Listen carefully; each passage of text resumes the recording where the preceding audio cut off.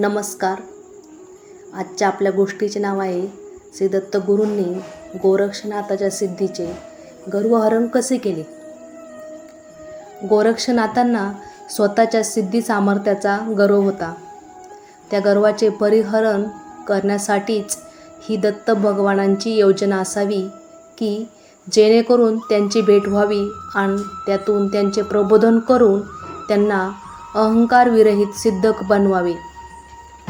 गोरक्षनाथांच्याही मनात दत्तापेक्षा आपण श्रेष्ठ आहोत त्यांची भेट घेऊन सोबळ प्रदर्शन करून त्यांच्यावर विजय मिळवावा ही अहंकारी लालसा घर करून होती आणि ती परमावधूत दत्तात्रेयांनी जाणली असावी.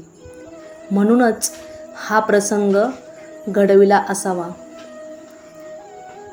गोरक्षनाथ दत्तात्रेयांच्या शोधार्थ एका गुहेत शिरले.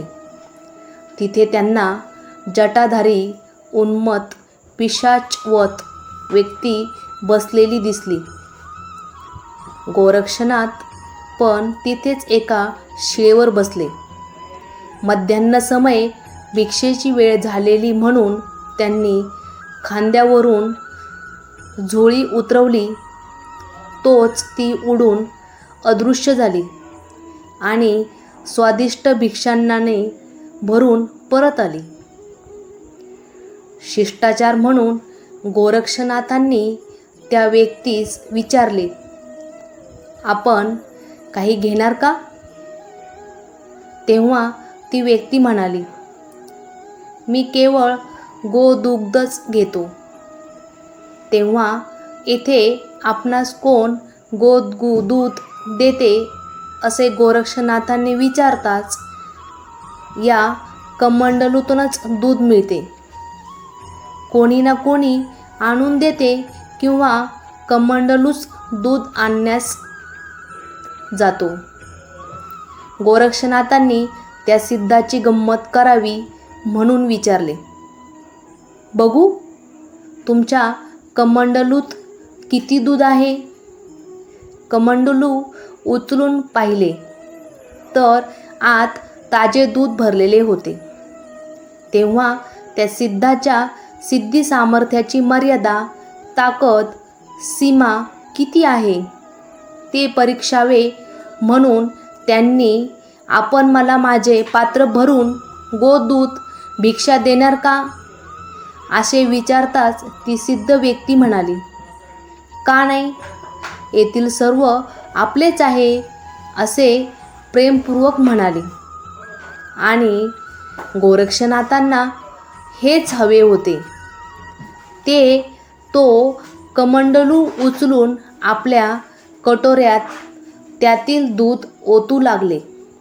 पण कटोरा दुधाने भरत नव्हता अन कमंडलूतून दूध धार चालू होती.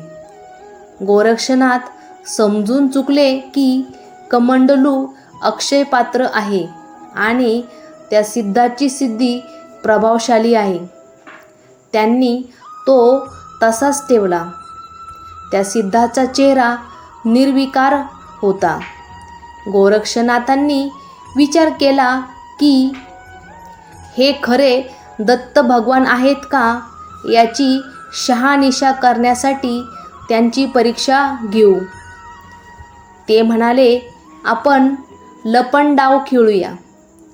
बघू कोण हरते अन कोण जिंकते ते. वारंवार गोरक्षनाथांनी आग्रह धरल्याने त्या सिद्धाने मैदानात उतरण्याचा निश्चय केला. आता प्रथम कोणी लपायचे यावर असे ठरले की गोरक्षनाथांनीच प्रथम लपावे. अन हेच गोरक्षनाथांना हवे होते. त्यांना मनोमन खात्री होती की आता सिद्ध हरणारच. त्यांनी 3 टाळ्या वाजवल्याबरोबर ते अदृश्य झाले. त्या सिद्धाने प्रचंड हास्यध्वनी केला. त्याचे प्रतिध्वनी चारी दिशांनी उमटले.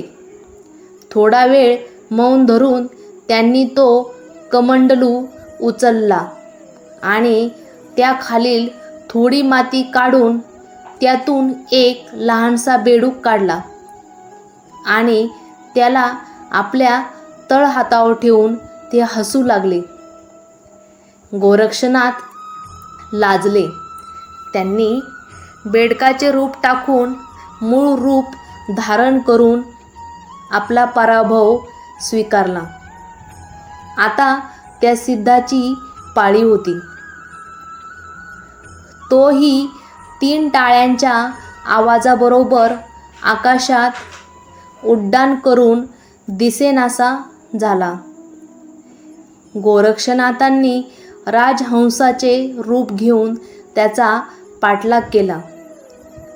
पण सगळे आकाश पालथे घालूनही सिद्ध गवसला नाही. श्वासाद्वारे सर्व हवा गाळून सोडली तरी पत्ता लागेना. शेवटी थकून भागून ते परत भूमीवर आले आणि पराभव मान्य केला. पाहिले तर तो सिद्ध समोरच उभा होता. पण गोरक्षनाथांना वाटले की परत एक संधी मिळावी, म्हणून त्यांनी परत सिद्धास फार आग्रह केला आणि त्या आग्रहाचा मान राखण्यासाठी तो परत अदृश्य झाला. गोरक्षनाथांनी योगसिद्धीने हे जाणले की तो कमंडलूत लपला आहे. त्यांनी माशाचे रूप घेऊन कमंडलूतील सर्व पाणी गाळून काढले. पण शून्य. मोठ्या निराशेने दुःखाने ते बाहेर येऊन मूळ रूप घेऊन बसले. त्यांनी पराभव मान्य केला आणि पाहता तो काय, तो सिद्ध त्यांच्या आसनावर शांत मुद्रेने पूर्वीसारखाच धीरगंभीर, जणू काही झालेच नाही असा बसलेला आहे. गोरक्षनाथांनी त्यांना विचारले, आपण कोणत्या सिद्ध बळावर कुठे लपला होता? सिद्धाने शांतपणे उत्तर दिले, ज्ञानामृत समरस गगनीपमोहम, म्हणजे मी आकाशात आकाश आणि पाण्यात पाणी झालो होतो.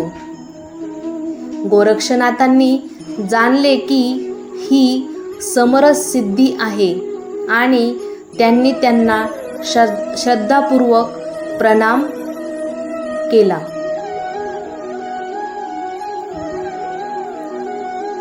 या गोष्टीतून तात्पर्य एवढंच आहे की वृथा अहंकार का बाळगू नये, तर कोणत्याही गोष्टीचा अहंकार करू नये. सर्वांशी नम्रतेने वागले पाहिजे. जिथे नम्रता असते तिथेच ज्ञान असते. या गोष्टीतून आपल्याला हे शिकायला मिळेल की विनयाने वागले तर तिथे सरस्वतीचा ज्ञानाचा वास असतो.